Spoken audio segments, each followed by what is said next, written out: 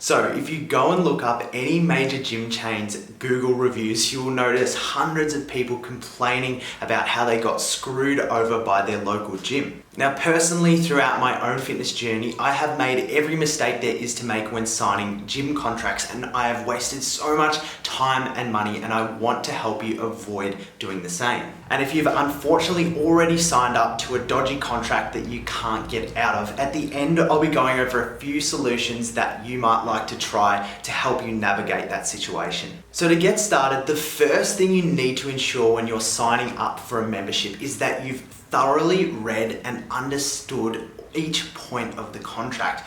Often when you're joining the gym, it's great, you're excited, you're motivated, you just want to get started, but it's really important that you don't let the gym membership consultant kind of just plug you straight through, and you actually do the following things. You check for these following important things. So the first most important thing you need to check is whether this contract is a lock-in contract, so it's got a minimum term, usually 12 or 18 months, or whether it's a kind of a pay-as-you-go situation. Often you can kind of get starry-eyed by a really low price, but in most circumstances, a really low price usually means you'll be locked in for a set period of time. So perhaps it's better to pay a little bit more and actually go with the pay-as-you-go option instead. So the next thing you need to be aware of is many gym contracts actually specify that they have the ability to on-sell your information to a third party.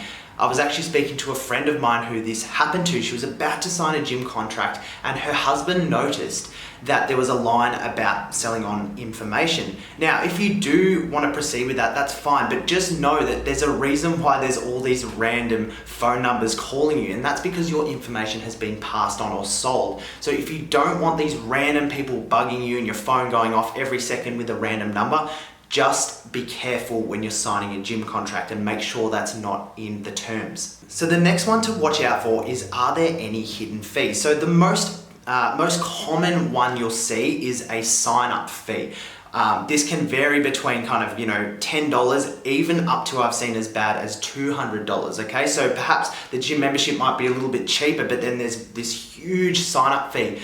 This is in particular quite common if you're signing up for a pay-as-you-go membership. Often you'll get smacked with this huge sign-up fee. So it's just something to be aware of. Other kind of fees that can be associated with signing up for a gym membership are kind of annual fees. So if you're signing up for an extended period of time, they'll actually charge you each 12 months that you're a member. And the other thing to keep an eye out for are gym tag fees. So these are another little thing. So if you're joining up to a 24/7 gym and you're accessing out of hours, you'll need to pay for a gym tag. And this is another cost that can be up to about $100. So make sure you ask these questions and see what other associated costs there are with the sign up. The next one is somewhat related, and that is, if you do purchase that gym tag, is it actually refundable?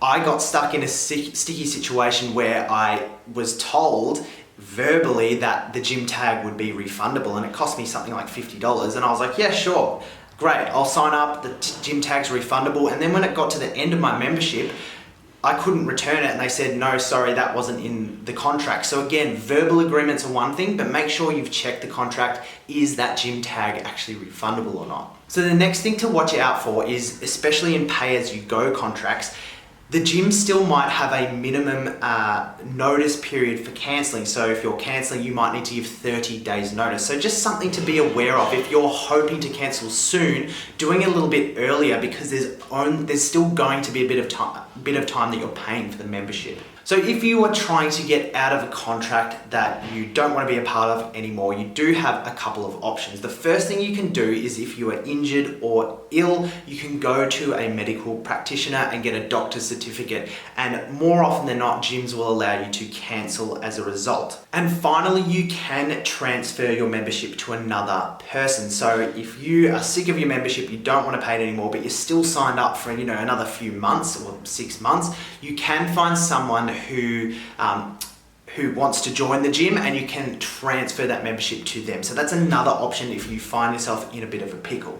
So at Get Gym Fit, we're all about helping fitness beginners sign up for their first membership, overcome their gym intimidation, and start lifting weights properly so that you can achieve ongoing results with your body. So please hit the subscribe button if you've gotten some value out of this content, and we'll see you soon.